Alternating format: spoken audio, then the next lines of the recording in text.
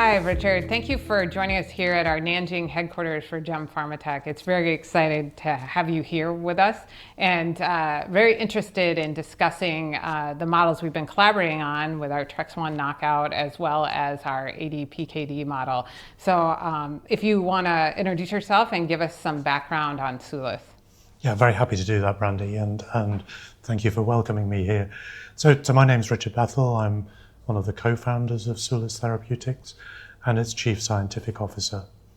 So we're a company that's focused on STING. In fact, our team has been together for almost 6 years now, working on various aspects of STING targeting drugs. Initially, we were focused on trying to activate STING for cancer indications, but more recently we've switched to trying to inhibit STING for the treatment of autoimmune diseases and other diseases associated with STING-driven inflammation, and that's our exclusive focus at the moment. Can you sort of describe, I know it's a big topic, the STING pathway in inflammation and autoimmune diseases, but can you tell me what sets Sulis apart from other companies that are in the same space? Yeah, happy to do that. So STING is an adapter protein which was originally described downstream of a pattern recognition receptor called cGAS. And there are quite a number of companies working on cGAS inhibitors to try to prevent activation of the pathway. However, more recently it's become clear that STING can be activated independently of cGAS, which is why we chose to work on STING. And furthermore, there can be ligand-independent as well as ligand-dependent mechanisms of activation with no clear way to distinguish between the two in diseases generally or even in individual patients. And so for that reason, we've chosen somewhat uniquely to approach the management of STING activity by targeted protein degradation. And so our whole focus is on the design and development of targeted STING inhibitors that have exquisite selectivity for STING relative to other components of the innate immune system. So given the complexities of sort of identifying a biomarker for STING, how do you look for in vivo models that can help you sort of evaluate the efficacy of your early phase candidates? So the first thing that we did was to develop a pharmacodynamic model of STING activation that allowed us to very quickly assess the in vivo ability of our molecules to degrade STING. But then approaching a disease model, a few considerations to this. But as a first model, we wanted to select a model where unequivocally STING was the driver of pathology, and that's why we selected the TREX1 model, because there is very clear genetic evidence from mice that if you knock out STING, you prevent the pathology in the TREX1 background. We felt that if we couldn't show efficacy in this model, we'd never understand the in vivo pharmacology in other models. And having got that positive outcome from our initial TREX1 knockout mouse model, we set the platform for running other models of disease that may be more complex in nature, and also running models that regulatory authorities are looking to see as we think about building the dossier for an IND filing. Thank you. Has it been difficult to find providers for these highly specialized models in the sort of preclinical space, given where you're at in this sort of unique position or pharmacology of your drug? So when we started looking at TREX1 models, because we decided quite early on that was the model that we wanted to run first, I mean, we did look at a number of potential academic providers for the model. In the end, we felt that we would have better control of the outcomes if we selected a commercial provider, and quite quickly after that settled on GemPharmatech as our preferred partner. So as you were describing, you looked at various different preclinical models, the TREX1, and you've also moved into ADPKD models. But before we get into the actual models, can you describe to me some of the advances, how the field has evolved from the traditional tolvaptan model and where that field's going? As you know, ADPKD is caused principally by a deficiency in a calcium transporter called polycystin. And tolvaptan is the only approved drug, and it has many deficiencies. Patients really don't want to take the drug because basically they don't get any sleep. So more recently, people have, of course, been looking to try to boost the expression of the polycystin protein, and most recently, Regulus Pharmaceuticals demonstrated phase 1 data that with a microRNA 17 inhibitor, they could see some evidence of increased polycystin expression in ADPKD patients. That prompted Novartis to acquire Regulus last summer for up to $1.7 billion. That figure, of course, has alerted others to the very great unmet medical need in the ADPKD space. There's also been a recognition that's developed over the past 15 years that inflammation plays an important role in the progression of the disease. So these data going back a number of years have shown that macrophages are key players in the disease. These are data that actually come from genetic models of ADPKD in mice. But most recently then it has been shown that the cGAS-STING pathway is the critical player in driving this inflammation. And that's why, even though ADPKD isn't really thought of as being an inflammatory disease, right, that actually a drug targeting innate immune pathway could potentially be highly beneficial for ADPKD patients. What are the key limitations or unmet needs of the animal models you've seen previously?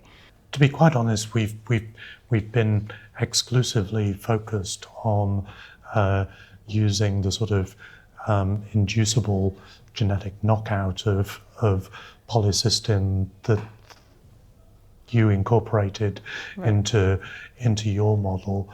The key element for us has been our demonstration in collaboration with you that our drug is highly effective at depleting STING in kidney cells in vivo, and that's really been the foundation for our interest in applying our STING degradation technology to ADPKD, but potentially other diseases of kidney inflammation as well.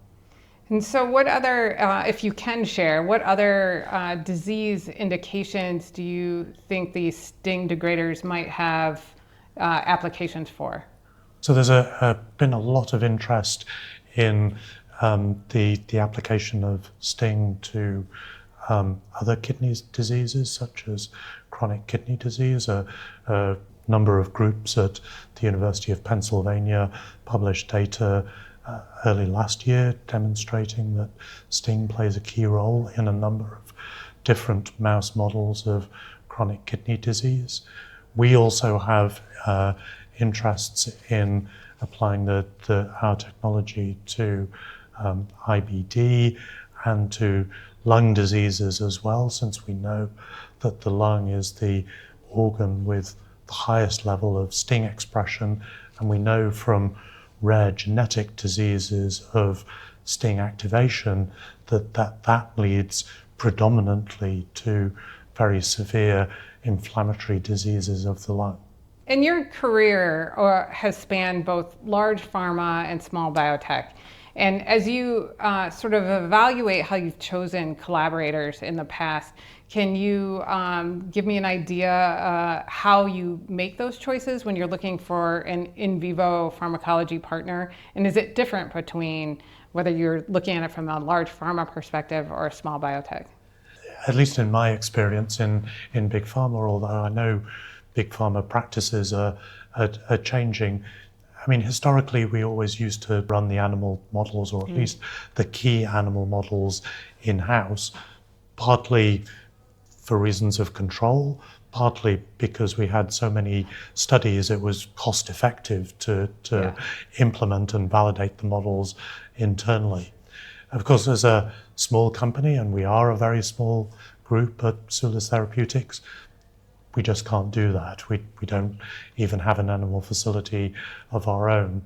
So that means that we're looking for collaborators who can provide expertise in the disease model, but also people who are open to collaborate with us, who can listen to our needs and adapt the way that they run model or test different endpoints for us.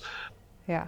And do you find some CROs or preclinical CROs are better at doing that sort of real-time collaboration than others? Is that really something you look for in a partner? You know, we're an EU-based company. Because we have proprietary methods for analyzing SING in biological samples, we want to be able to import samples from our collaborators wherever they are in the world. You might be surprised at how difficult it has been to find ways to bring those samples in from some outside the EU territories. Yeah, interesting. Yeah, things you don't think of all the time. So as it's the start of the new year, it's always interesting to see what scientists are thinking about outside their own field. So outside of Sulis's actual aspirations for your STING degrader, what areas do you find interesting in today's drug development space? So obviously in the autoimmune space, there's a lot of excitement about the potential of CAR T cells to completely reset the immune system and effectively cure patients of their autoimmune disease. And I think the really open question is how broadly can that be applied? At last year's ACR Convergence, there were estimates that maybe only 5 to 10% of lupus and systemic sclerosis patients. So that's one area where I think there's going to be a lot of development over the next 4 to 5 years. The other thing that interests me as somebody whose early interests in drug discovery were in infectious disease and chronic hepatitis, and very relevant from a Chinese perspective. I'm excited about the possibility of new hepatitis B treatments coming to market soon. We should see the first phase 3 data of a curative. While the number of cures may not be so high, I think it's going to set the scene for exciting developments in the field where we hope to turn chronic hepatitis B from a disease that requires almost lifelong therapy to one that can be functionally cured in a matter of months. Yeah, it's exciting to see some of those new developments. I'm always hoping to see the in vivo CAR T therapies actually take hold, so you eliminate some of the burden as well in that field. So this was actually an interesting topic of conversation at the Keystone meeting on autoimmunity and autoinflammation a couple of weeks ago, with at least some people suggesting that it remained unclear whether the conditioning regimens that are used currently are actually an important component. So I think that's a very live scientific question at the moment. Yeah, for sure. Also, there's a lot of challenges to be in the drug development space. We've seen, we're coming out of a few years with reduced funding, or we've seen companies that have had successes and others that haven't. What do you see as the current challenges in drug development today? Well, certainly for a small company like ours, I think the challenge remains funding. I think there are many schemes available that provide startup funds for new companies, but the venture companies predominantly at the moment still looking for clinical assets, and so raising the money to conduct the IND enabling studies is still quite a major challenge. Yeah, so you think it's more of a challenge in the to get funded early discovery or IND, or sometimes I feel like the early discovery is not as well funded in the last few years because they want that sure thing. Yeah, that's true. So I think it's been possible, and certainly in Europe, there are a number of schemes available that will give you a few $100,000 to be able to get going as a company, and maybe you can extend that with some grants.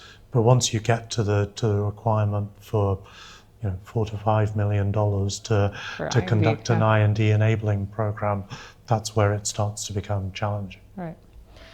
So I really want to thank you for coming today and discussing your preclinical programs and your collaboration with GemPharmatech, both in the TREX1 knockout models that you've used with us and the ADPKD models that we're collaborating on currently. So thank you very much for coming and joining us. It's been my pleasure, and we're very much looking forward to the outcomes from our ADPKD study, hoping for something just as positive as the data we got from our TREX1 study. Yeah.